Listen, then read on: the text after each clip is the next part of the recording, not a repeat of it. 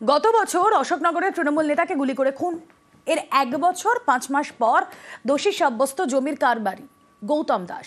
তাকে যাবজ্জীবন কারাদণ্ডের সাজা দিল বারাসাত আদালত।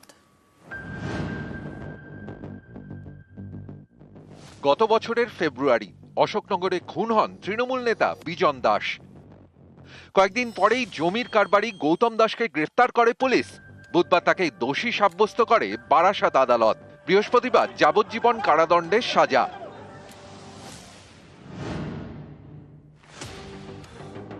আজকে রায় হয়েছে, লাইফ কনভিকশন হয়েছে, লাইফ ইমপ্রিজনমেন্ট হয়েছে এবং তার সঙ্গে 25-27 আর্মস অ্যাক্টের জন্য আরও 5 বছর কারাদণ্ড হয়েছে এবং এর সঙ্গে আরও 25,000 টাকা জরিমানা হয়েছে। সেন্টেন্স পয়েন্টে হেয়ারিং হলো 300 to 201 এর আগের দিন কনভিকশন হয়েছিল, ডেথ সেন্টেন্স পেয়ার করেছিল, কিন্তু লার্নেড কোর্ট বললেন যে এটা একটা সিঙ্গেল মার্ডার, সুতরাং এটা rarest of the rare case না, ওই জন্য ওনাকে যাবজ্জীবন দিলে 201 এর জন্য 5 বছরের সাজা।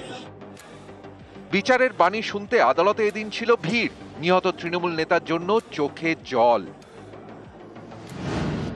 উত্তর 24 পরগনার অশোকনগর, এখানকার গুমা পঞ্চায়েতের তৃণমূল উপপ্রধান ছিলেন বিজন দাস। গত বছরের 25শে ফেব্রুয়ারি দলীয় কর্মীর বাড়িতে গিয়েছিলেন জন্মদিনের নিমন্ত্রণে, আর বাড়ি ফেরা হয়নি। গুলি করে খুন করা হয় তৃণমূল নেতাকে। তৃণমূল কর্মীর বাড়িতে জন্মদিনের অনুষ্ঠানে গিয়ে বিশ্রাম নিচ্ছিলেন বিজন দাস। তখন সেখানে পৌঁছয় স্থানীয় জমি কারবারি গৌতম দাস। ঘরে ঢুকে বিজনকে একা শুয়ে থাকতে দেখে। তাকে লক্ষ্য করে 2 রাউন্ড গুলি চালায়। গুলিবিদ্ধ বিজন দাসকে হাবড়া হাসপাতালে নিয়ে যাওয়া হয়, কিন্তু ততক্ষণে সব শেষ। যে বাড়িতে উপপ্রধান খুন হন সেটা অভিযুক্ত গৌতমের আত্মীয়র বাড়ি। এই ঘটনার 25 দিন পর গ্রেফতার করা হয় গৌতম দাসকে। এদিন তাকে যাবজ্জীবন কারাদণ্ডের সাজা শোনায় বারাসাত আদালত। এর কেস জন্য একটা এসআইটি ফর্ম করা হয়েছিল। 22/5 আমি চার্জশিট জমা দিয়েছি কেসে। চার্জ ফ্রেম হয়েছে এর 16/8 একটা অর্ডার নিয়ে এসেছি for ফাস্টার speedy trial of this case.